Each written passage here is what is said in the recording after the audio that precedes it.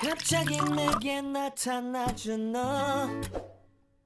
난 아무 말도 할 수가 없었지. चलो तो स्टार्ट करते प्रैक्टिस सेट 3.5 और 3.5 स्टार्ट करने से पहले जो भी थ्योरम पार्ट थे हमने पढ़ लिया है। अगर आपने अभी तक देखा नहीं वीडियो तो जाके पहले थ्योरम पार्ट सारे कंप्लीट कर लो, फिर ये चैप्टर आसान लगेगा आपको। ठीक है, चलो देखते हैं पहले दिया क्या है। इन फिगर रे पी क्यू, आपको ये रे दिख रहा है P Q touches the circle eight point Q. जो सर्कल वो कहां पे टच कर रहा है? एट पॉइंट क्यू पे। और क्या बोल रहा है? पी क्यू का वैल्यू, ये जो पी क्यू है उसका वैल्यू कितना दिया है यहाँ पे? 12 दिया है। और पी आर, ये जो ये पार्ट है पी आर, उसका वैल्यू कितना दिया है? 8। फाइंड द पी एस, हमें पी एस फाइंड आउट करना है और आर एस फाइंड आउट करना है। ठीक है, आर एस फाइंड आउट करना है। तो ये डायग्राम कैसे दिख रहा है आपको? देखो, ये सीकेंट है और ये टेंजेंट है। तो अभी हमने टेंजेंट सीकेंट सेगमेंट थ्योरम पढ़ा था, तो वो अप्लाई करेंगे तो फॉर्मुला क्या बनेगा? P Q square which is equal to P R into P S, यही फॉर्मुला बनने वाला है। तो चलो इसका पहले सॉल्यूशन पार्ट स्टार्ट करते हैं। पहले क्या लिखेंगे सॉल्यूशन पार्ट में कि पी क्यू यहां पे जो हमें दिया था, क्या दिया है? रे P Q touches the circle eight point Q and tangent क्या है? ये पी क्यू टच कर रहा है और पी, ये जो पी एस है वो क्या है? सीकेंट है। P S is secant. Okay, अगर ये सीकेंट है तो कौन सा थ्योरम अप्लाई कर सकते? Therefore by secant segment theorem. Okay, secant segment theorem क्या था? जो टेंजेंट है उसका square, that is P Q square which is equal to secant का जो बाहर वाला पार्ट है that is P R multiply by पूरा सीकेंट का length that is P S. अब वैल्यूज पुट करो। पी क्यू का वैल्यू कितना है? 12 का स्क्वायर। ओके, 12 का square which is equal to P R. P R का वैल्यू कितना है? 8 मल्टीप्लाई बाय पी एस। 12 का स्क्वायर कितना हो जाएगा? 144 which is equal to 8 multiply by P S. यहां तो हो गया। अब 8 है मल्टीप्लाई, यहां क्या हो जाएगा? डिवाइड। तो क्या हो जाएगा? 144 divide by 8 which is equal to P S. अब डिवाइड करो तो कितना हो? देखो, ये दोनों 4 से कैंसिल हो सकता है। ओके, 4 2 8 और ये 4 3 12 और 4 8 24। फिर अगेन 2 से कैंसिल करो, 2 1 सा और ये 2 1 सा 2 और यहाँ से 8 और 2 9 सा 18। सो हमें यहाँ पे पीएस का वैल्यू कितना मिल गया? Therefore PS is equal to कितना है? पीएस का वैल्यू 19। तो देखो, हमें जो पीएस फाइंड आउट करना था पहला, वो हमने फाइंड आउट कर लिया पीएस। अब हमें आरएस भी ढूंढना है। ठीक है, हमने देखो आर भी पता है और हमने पीएस पूरा निकाल लिया, तो इसको माइनस करेंगे तो ये मिल जाएगा। तो क्या लिखेंगे? देयरफॉर ये जो पूरा लेंथ है पीएस, ओके, पीएस किसके इक्वल है? P R plus R S. क्या हो जाएगा? P R plus R S. अब वैल्यूज पुट करो। ओके, वैल्यूज क्या किया वो देखो। वैल्यू देखो, इसमें पीएस का वैल्यू कितना है? देखो, पीएस का वैल्यू हमने दिया था, एक मिनट, यहाँ पे हमने कितना निकाला? पीएस का वैल्यू दैट इज 19। तो हमें क्या हो जाएगा? 19 which is equal to PR का वैल्यू। पीआर का वैल्यू कितना है? 8 प्लस आर एस। अब ये क्या है? 8 यहाँ पे क्या हो जाएगा? माइनस। तो 19 minus 8 which is equal to R S. तो कितना आ जाएगा माइनस करने पे? 11 which is equal to R S. Therefore R S is equal to 11। तो देखा, काफी आसान सा था। सिंगल में टेंजेंट सीकेंट अप्लाई करा था और सम सॉल्व हो जाता। देख लो इसे। सो देखते हैं अभी सेकंड सम। चलो देखते हैं क्या दिया सेकंड सम में। Chord M N and chord R S. तो दिख रहा है आपको, एक कॉर्ड एम एन है और दूसरा कॉर्ड है are S. Intersect at point D. दोनों कहां पे इंटरसेक्ट कर रहे हैं? एट पॉइंट डी पे। डायग्राम देखो, आप देख के आपको समझ में आ रहा है कि इसमें क्या अप्लाई करना। हमने पढ़ा था ना थ्योरम, दैट इज कॉर्ड अगर इंटरनली एक दूसरे को डिवाइड करे तो क्या प्रॉपर्टी बन रहा था कि दोनों उसका लेंथ क्या कर रहा था? मल्टीप्लाई हो रहा था। ठीक है, so if R D is equal to 15, R D, okay, ये आर डी का वैल्यू कितना दिया हमें? यहाँ पे 15 दिया है। ओके, लिख लेते 15। और डीएस, डीएस मीन सी वाला पार्ट, उसका वैल्यू कितना दिया है? 4। और एमडी, एमडी का वैल्यू कितना दे रहा है? 8। तो हमें फाइंड आउट क्या करने बोल रहा है? डीएन का वैल्यू फाइंड आउट करना है। सो ये फाइंड आउट कर लेंगे और सेकंड सम में दे रहे। तो पहले चलो फर्स्ट वाला सॉल्व करते हैं, फिर सेकंड देखेंगे। तो फर्स्ट वाले का सॉल्यूशन पार्ट स्टार्ट करते हैं। पहले क्या लिखा है? इन अ सर्कल। पहले लिखेंगे इन अ सर्कल विथ सेंटर, इसमें सेंटर नहीं दिया हमें, सॉरी। तो क्या लिखना पड़ेगा हमें? यहाँ पे डायरेक्ट लिखेंगे कॉर्ड, क्या है? Chord M N and R S intersect each other internally. Okay, एक दूसरे को कहां पे इंटरसेक्ट कर रहे हैं? इंटरनली इंटरसेक्ट कर रहे हैं। Therefore theorem of internal divisions of chord. Internal division of chord. अगर ये थ्योरम हम लोग अप्लाई करेंगे तो प्रॉपर्टी क्या बनने वाला है, इन दोनों का multiply, that is R D multiply by D S which is equal to M D multiply by D N. Okay, ये फॉर्मूला बनने वाला. वैल्यूज पुट करने सिर्फ आपको आर डी का वैल्यू कितना है यहाँ पे 15 मल्टीप्लाई बाय डी एस का वैल्यू कितना है 4 which is equal to M D का वैल्यू कितना है 8 इंटू डी एन. तो हमें फाइंड आउट करना है, तो उसको एज इट इज रखना है. अब क्या करना है, यहाँ पे 8 मल्टीप्लाई उसको यहाँ बेच के डिवाइड कर दो. तो 15 multiply by 4 upon 8 which is equal to D N. यहाँ पे मल्टीप्लाई करने से अच्छा है कि इसको यहाँ पे दो तो आसानी से कैंसिल हो जाएगा. 4 1 सा 4 2 सा, और अभी 2 को डिवाइड कर दो 15 से तो कितना हो जाएगा 2 1 सा, और ये 2 7 सा कितना होता है 14 होता है, तो 7.5. ओके, सो कितना आ गया यहाँ पे डी एन का value, therefore D N is equal to 7.5. Okay, ये आ गया डी एन का वैल्यू. नाउ अभी हमें जो सेकंड फाइंड आउट किया, अभी सेकंड पार्ट स्टार्ट करते हैं. तो सेकंड वाले का सॉल्यूशन पार्ट देखते हैं. चलो सेकंड वाले पहले देखो दिया क्या है. आरएस का वैल्यू कितना दिया हमें 18, पूरा आरएस का वैल्यू देखो दे रहा है 18, और एमडी का वैल्यू कितना दिया यहाँ पे 9, और डीएन का वैल्यू कितना दिया है 8. और फाइंड क्या करने बोल रहा है, डीएस फाइंड आउट करना है. ये वाला पार्ट हमें फाइंड आउट करने बोल रहा है. ओके, सो डीएस जो फाइंड आउट उसको एक्स ले लेते हैं. ठीक है, so let DS is equal to X. हमने डीएस को क्या ले लिया, एक्स ले लिया. अब वैल्यूज फॉर्मूला अप्लाई करते हैं. तो देयरफॉर फॉर्मूला क्या हो जाएगा यहाँ पे, M D multiply by D N, M D multiply by D N which is equal to किसके इक्वल होगा, वो R D multiply by D S. अब यहाँ पे ऑब्जर्व करो, हमें तो आर डी का वैल्यू भी नहीं पता और डीएस का वैल्यू भी नहीं पता, तो एक ही सम में दो चीजें कैसे फाइंड आउट करेंगे. सो देखो यहाँ पे वैल्यूज पुट करो. एम डी का वैल्यू कितना दिया हमें 9, तो ये 9 हो गया, मल्टीप्लाई डीएन का वैल्यू कितना दिया है 8, सो ये 8 which is equal to RD का वैल्यू हमें नहीं पता, तो क्या ये आरडी को हम लोग आर एस माइनस डीएस लिख सकते हैं. देखो ये पूरा कितना है आर एस और ये बीच में डी है. सो अगर इसका वैल्यू मुझे नहीं पता तो क्या करूंगा, पूरे आर एस में से अगर डीएस निकालोगे तो यही पार्ट बचेगा. सो इसकी जगह हम लोग क्या लिख देंगे, आरडी की जगह पे पूरा R S minus DS. Okay, ये लिख सकते हैं. इस आरडी की जगह पे पूरे आरडी की जगह क्या लिख सकते हैं, आर एस माइनस डीएस जब करेंगे तो आरडी पार्ट बचने वाला है. ओके, सो मैंने ये लिख दिया इनटू डीएस. ओके, अब वैल्यूज पुट करो. 9 इंटू 8 कितना हो जाएगा 72 which is equal to R S. हमें पता है आर एस का वैल्यू नहीं पता ना. ठीक है, तो R S as it is, R S का वैल्यू हमें पता था. देखो आर एस का वैल्यू अभी दिया था. ओके, आर एस का वैल्यू कितना दिया 18 माइनस डीएस को हमने क्या लिया था एक्स, और ये भी डीएस का मल्टीप्लाई कितना हो जाएगा एक्स. तो देयरफॉर ये 72 एज इट इज, ये एक्स अंदर आएगा तो 18 से मल्टीप्लाई क्या हो जाएगा 18x, और अंदर आएगा माइनस x इंटू एक्स क्या हो जाएगा एक्स स्क्वायर. ठीक है, तो अब क्या करना है यहाँ पे देखो, ये माइनस एक्स स्क्वायर को यहाँ पे भेजे तो क्या हो जाएगा एक्स स्क्वायर, और ये 18x प्लस है यहाँ क्या हो जाएगा माइनस 18x, और ये ऑलरेडी 72 यहाँ पे तो plus 72 which is equal to 0. So यहाँ पे हमें क्या बन गया क्वाड्रेटिक इक्वेशन. अब इसको सॉल्व करना है.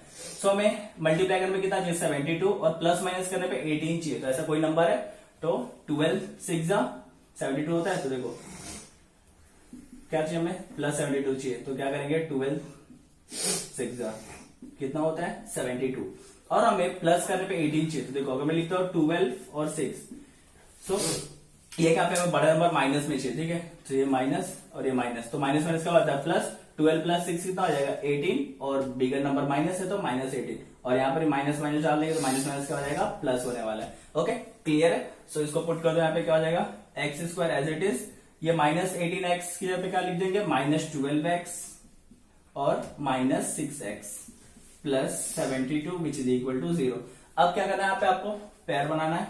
यहाँ पे पेयर बना दिए. अब यहाँ से क्या कॉमन ले सकते हैं हम लोग, देखो इसके पास 2x है, यहाँ पे एक ही x है, तो x कॉमन ले लेते हैं. यहाँ पे क्या बच गया सिर्फ एक x, और यहाँ पे 12. ओके, और यहाँ से माइनस 6 कॉमन ले रहे हैं. ठीक है, तो यहाँ पे सिर्फ x बचेगा, और ये माइनस अंदर का साइन चेंज कर देगा, ये प्लस था तो माइनस होगा, और 12 6 12 कितना होता है 72 विच इज इक्वल टू 0. अब देखो दोनों ब्रैकेट क्या हो गया सेम हो गया. सो इसको एक बार लिखेंगे x माइनस 12, और इन दोनों को एक bracket that is x minus 6 which is equal to 0. अब क्या करना है x minus 12 which is equal to 0 और x minus 6 which is equal to 0. So minus 12 वहां भेज देंगे तो क्या हो जाएगा 12. ओके, और यहाँ पर x इक्वल टू क्या हो जाएगा 6. तो यहाँ पे प्रोबेबली हमें दो आंसर्स पता चल रहे हैं. ds का। ओके, ds का वैल्यू क्या हो सकता है, या फिर 12 हो सकता है या फिर x हो सकता है। तो यहाँ पे क्या लिखेंगे, therefore ds is equal to 12 और 6। ओके, सो यहाँ पे हमें दो आंसर मिल रहा है ds का। समझे क्या करना है, पहला वाला तो आसान था, सेकंड वाला भी आसान था, सिर्फ यहाँ पे एक क्वाड्रेटिक इक्वेशन बन रहा था तो उसको सॉल्व करना था। ओके, देख लो इसे। तो अभी थर्ड सम देखते हैं। थर्ड सम में देखो दिया क्या हमें, O is the centre of the circle. Okay, ये जो O है वो क्या है, सेंटर है किसका, सर्कल का। And B is a point of contact, और B क्या है, एक पॉइंट ऑफ कॉन्टेक्ट किसका, ये वाले टेंजेंट का। और क्या बोल रहा है, सेगमेंट OE दिख रहा है आपको, ये जो लाइन है OE वो क्या है, परपेंडिकुलर है, किस पे परपेंडिकुलर है, AD, पूरे ये वाले लाइन पे क्या है, परपेंडिकुलर है। ओके ना, उसके बाद से AB का वैल्यू कितना दिया हमें यहाँ पे, 12 दिया हुआ है। ओके, AB का वैल्यू कितना दिया यहाँ पे, 12 कहा गया AB। ओके, ये वैल्यू हमें 12 दिया हुआ है। और AC का वैल्यू कितना दिया हमें यहाँ पे, 8 दिया है। परफेक्ट, उसके बाद से हमें फाइंड आउट करने बोल रहा है, AD फाइंड आउट करना है। देखो पूरा AD फाइंड आउट करना है, और फिर उसके बाद से DC फाइंड आउट करना है। DC कहां पर है, ये वाला वैल्यू फाइंड आउट करना है, और DE फाइंड आउट करना है। ओके, DE वाला पार्ट फाइंड आउट करना है। सो ये कैसा दिख रहा है, टेंजेंट सीकेंट सेगमेंट थ्योरम की तरह दिख रहा है। तो चलो अप्लाई करते हैं पहले। तो स्टार्ट करते हैं सॉल्यूशन पार्ट। पहले क्या लिखेंगे कि ये जो हमारा रे AB touches the circle at point B। कहां पे टच कर रहा है सर्कल को, पॉइंट B पे। ओके, एंड ये हमारा क्या है, AD इज द सीकेंट। ठीक है, इतना हो गया। सो अभी करना है यहाँ पे कौन सा थ्योरम अप्लाई करना है, therefore by tangent secant segment theorem, bye tangent secant segment theorem. Okay, अब ये थ्योरम हमें अप्लाई करना था। थ्योरम क्या था कि टेंजेंट का square that is AB square which is equal to AC multiply by पूरा secant that is AD। Okay, यही थ्योरम था। तो चलो वैल्यूज पुट करो। AB का वैल्यू हमें पता है 12। ओके, सो ये क्या हो जाएगा, 12 square which is equal to AC का वैल्यू कितना है, देखो 8 मल्टीप्लाई बाय AD, तो हमें फाइंड आउट करना था। दिख रहा है आपको AD, सो उसको एज इट इज रहने देते हैं। तो 12 का स्क्वायर कितना हो जाएगा, 144 which is equal to 8 multiply by AD। अब 8 मल्टीप्लाई यहाँ क्या हो जाएगा, डिवाइड, तो 144 divide by 8 which is equal to AD। सो इसको कैंसिल करके कितना हो जाएगा, देखो ये 8 1 8 और यहाँ से 8 1 8 गया। ठीक है, तो 8 गया तो कितना बचा, 6 64, तो 8 के डेल में 64 आता है, 18 जा, तो 8 8 जा 64, तो यहाँ पे AD का वैल्यू कितना मिल गया, AD which is equal to 18। Okay, so ये हमें AD का वैल्यू मिल गया कितना, 18। नाउ अभी देखते हैं सेकंड क्या फाइंड आउट करने बोला। अब देखो पूरा अगर AD मिल गया हमें, ठीक है, यहां से लेके यहाँ तक AD और ये पार्ट पता है, तो हम लोग ये DC फाइंड आउट कर सकते हैं। तो देखो देयरफॉर क्या हो जाएगा, पूरा AD। ओके, AD किसके इक्वल होगा, AC plus DE। Okay, AC plus DC। Okay, which is equal to, अभी AD का वैल्यू हमने फाइंड आउट किया 18, तो यहाँ पे क्या पुट कर देंगे 18, और AC का वैल्यू ऑलरेडी हमें 8 पता है, और plus DC as it is. तो 8 प्लस में यहाँ क्या हो जाएगा, माइनस, तो 18 minus 8 which is equal to DC, minus को कितना हो जाएगा 10 which is equal to DC। Therefore DC का वैल्यू कितना आ गया 10, हमें DC मिल गया, DC वाला वैल्यू मिल गया। नाउ अभी DE फाइंड आउट करना है। तो देखो ये क्या बोल रहा था, ये लाइन परपेंडिकुलर था, अगर ये लाइन परपेंडिकुलर है तो क्या करेगा, इस सेगमेंट को हाफ इक्वल पार्ट में डिवाइड कर देगा। ठीक है, सो क्या करेगा, देयरफॉर सिंस ये क्या हो जाएगा, OE इज परपेंडिकुलर टू, किस पे परपेंडिकुलर है, ये AD पे परपेंडिकुलर है। ओके, अगर AD पे परपेंडिकुलर है तो क्या करेगा, ये OE किस पे परपेंडिकुलर है, AD पे परपेंडिकुलर, ये हमें दिया था। सो देयरफॉर क्या बोल सकते हैं, जो OE है वो किस पे परपेंडिकुलर है, AD की जगह हम लोग DC बोल सकते हैं, क्योंकि यहाँ वो तीनों एक ही लाइन पे लाई कर रहे हैं ना, तो हम लोग एक ही जगह पे C भी ले सकते हैं, क्योंकि हमें C की जरूरत है।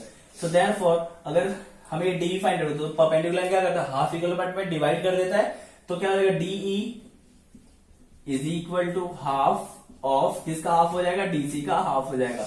तो देखो हमने DC का वैल्यू 10 निकाला था, तो देयरफॉर क्या हो जाएगा, DE which is equal to half multiply DC का वैल्यू कितना था 10, तो 10, तो इसको कैंसिल करो, 2 1 2 5 जा, तो देयरफॉर DE का वैल्यू कितना आ गया यहाँ पे 5। ओके, क्लियर है, समझा, हमने तीनों फाइंड आउट कर लिया। काफी आसान था, कुछ था नहीं इस सम में। देख लो फोर्थ वाला सम, और ये सम बहुत ही आसान सा है, आपको डायग्राम देख के समझ गया रहेगा। चलो देखो पहले दिया क्या है, if PQ is equal to 6, PQ का वैल्यू क्या दिया है 6। ओके, और QR का वैल्यू कितना दिया है 10 एंड PS का वैल्यू कितना दिया यहाँ पे PS 8 और हमें क्या फाइंड आउट करना पड़ रहा है TS का वैल्यू फाइंड आउट करना है। सो आपको कैसा दिख रहा है दो कॉर्ड है दोनों क्या हो रहा है एक्सटर्नली एक दूसरे को इंटरसेक्ट कर रहे हैं। ठीक है सो हम लोग ने थ्योरम पढ़ा था इसके ऊपर, तो चलो स्टार्ट कर इसका सॉल्यूशन पार्ट। पहले क्या लिखेंगे कॉर्ड TP एंड कॉर्ड दूसरा कॉर्ड क्या है RP intersect each other externally। Okay कहां पे इंटरसेक्ट करे दूसरे को externally, therefore by theorem of external division of cord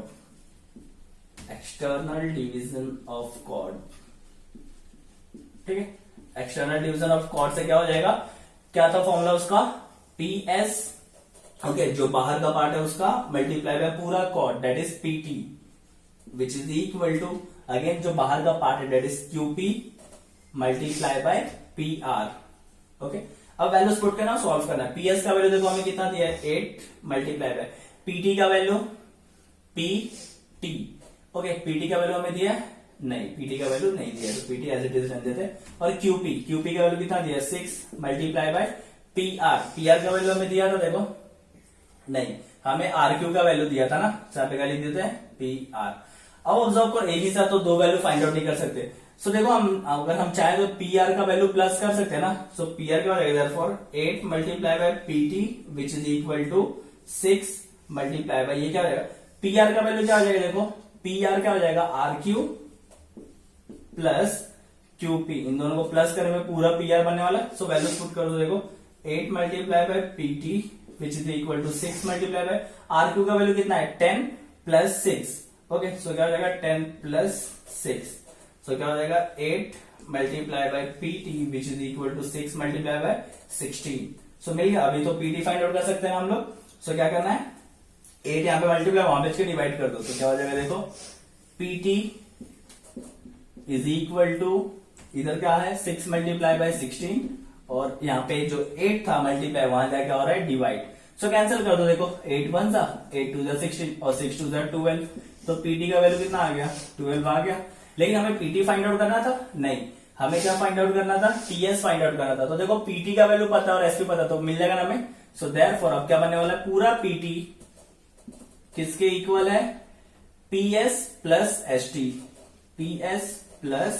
TS okay in दोनों के इक्वल है प्लस करके। सो वैल्यूज पुट करना है PT का वैल्यू कितना है 12 which is equal to PS का वैल्यू कितना है 8 प्लस TS तो हमें फाइंड आउट करना है। सो यहाँ पे क्या करना -12 minus 8 which is equal to TS that is 4 which is equal to TS therefore TS is equal to 4 है ना। काफी आसान सा कुछ था नहीं सम में, देख लो इसे कैसे करना है एक बार। चलो फिफ्थ वाला सम देखते हैं और लास्ट सम इस प्रैक्टिस सेट का। देखो दिया गया है segment EF is a diameter, ये जो EF है वो क्या है डायमीटर है and segment DF is a tangent segment, the radius of the circle is R और इसका जो रेडियस दिख रहा है ये रेडियस ये भी R है और ये भी R है ओके। और क्या बोल रहा है prove that DE square okay D कहां पर ये DE square into GE which is equal to 4R square. ठीक है तो इसमें करना क्या पहले हमें tangent secant segment theorem apply करना है फिर राइट पाइथागोरस थ्योरम अप्लाई करना है। तो चलो देखो कैसे स्टार्ट करें, इसका प्रूफ पार्ट स्टार्ट करते हैं ओके प्रूफ पार्ट स्टार्ट करते हैं। इसमें पहले क्या लिखेंगे हम यहाँ पे कि DF is a tangent, DF is a tangent and और ये जो हमारा ED है वो क्या है ED इज अ सीकेंट। ठीक है ED is a secant.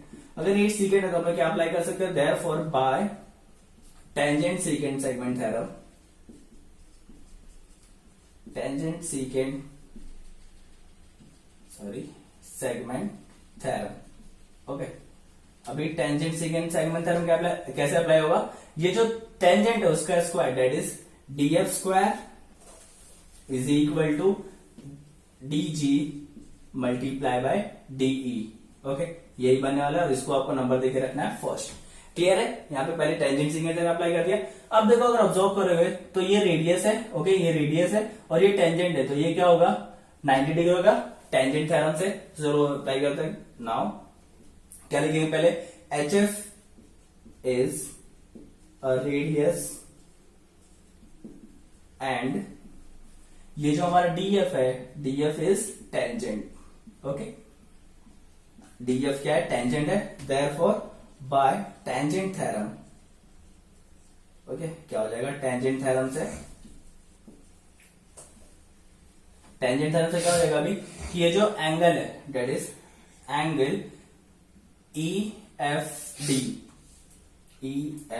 D which is equal to क्या हो जाएगा 90 डिग्री। ओके, अगर ये 90 डिग्री हो गया तो ये जो ट्राइंगल है DEF, therefore triangle DEF is a right angle, right angle triangle is a right angle triangle. अगर अभी ये राइट एंगल ट्राइंगल है तो हम लोग इसमें क्या अप्लाई कर सकते हैं, पाइथागोरस थ्योरम। चलो पाइथागोरस थ्योरम अप्लाई कर सकते हैं। ट्राइंगल है तो क्या करेंगे, नाउ इस ट्राइंगल में पाइथागोरस थ्योरम अप्लाई कर सकते हो तो क्या हो जाएगा, therefore ED square, okay, ED square which is equal to EF square plus DF square, ये हो गया डीएफ स्क्वायर। अब आपको करना क्या, यहाँ पे ये जो ईएफ है वो ऑब्जर्व करो, ईएच प्लस एच एफ ना मीन्स आर प्लस आर हो रहा है, तो क्या हो जाएगा देखो, ED square which is equal to EF की जगह पे क्या हो जाएगा, ईएफ पूरा आर प्लस आर, तो क्या हो जाएगा 2r का स्क्वायर। कैसे हुआ समझा ना, आर प्लस आर क्या हो जाएगा 2r विच प्लस डीएफ स्क्वायर। ओके, अब अगर यहां तक हो गया तो ये इसका स्क्वायर ले लो तो क्या हो जाएगा, ED square which is equal to 4r square plus DF square. ठीक है, यहां तक हो गया। अब क्या करना है यहाँ पे, ठीक है, यहां तक हमने पुट कर दिया। अब इसके बाद से इसको डीएफ को इस साइड भेज दो, ये प्लस में, उसको यहां पे क्या कर दो माइनस, तो ED square minus DF square which is equal to 4r square. Okay, अब आप ऑब्जर्व करोगे तो हमने डीएफ स्क्वायर क्या फाइंड आउट किया है, DG multiply by DE. So इस डीएफ स्क्वायर के पे क्या पुट करेंगे, ये वाला वैल्यू पुट कर देंगे, तो पुट करो ईडी स्क्वायर माइनस क्या हो जाएगा, DG multiply by DE. Okay, ये वैल्यू पुट कर दिया हमने which is equal to 4r square.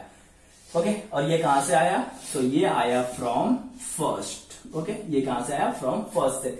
अब अगर आप ऑब्जर्व करोगे तो यहाँ पे ईडी है और यहाँ पर ईडी है, तो इसमें से अगर दोनों में ईडी है तो मैं एक कॉमन ले सकता हूँ, एक ईडी, तो चलो ईडी कॉमन ले लेते हैं। ओके, ईडी कॉमन ले लिया, यहाँ पे 2 था तो 1 बच जाएगा ईडी। ओके, एक कॉमन ले लिया, 1 बच गया, माइनस अब यहाँ पे देखो ईडी एक बार है तो क्या बच जाएगा, सिर्फ डीजी बचेगा which is equal to 4r square.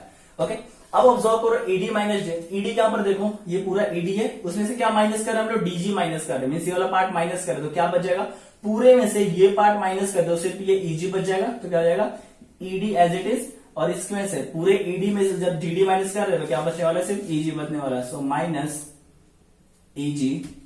Okay, minus बचेगा नहीं, यहाँ पे क्या होना है, मल्टीप्लाई होने वाला है, सॉरी ये ब्रैकेट है ना आपका, सो ये क्या होगा मल्टीप्लाई।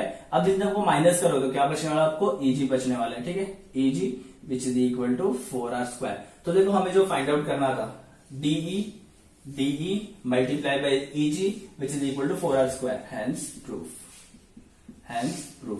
सो ये हमारा चैप्टर यहाँ पे कंप्लीट होता है। काफी आसान सा थ्योरम था ये, आपको पहले क्या अप्लाई करना है, टेंजेंट सीक्वेंस सेगमेंट थ्योरम, फिर पाइथागोरस थ्योरम अप्लाई करना था और उसको से पुट करके सॉल्व करना था। तो यहाँ पे हमारा जो प्रैक्टिस है सर्कल का सारे हमने सॉल्व कर लिए, कंप्लीट हो गया।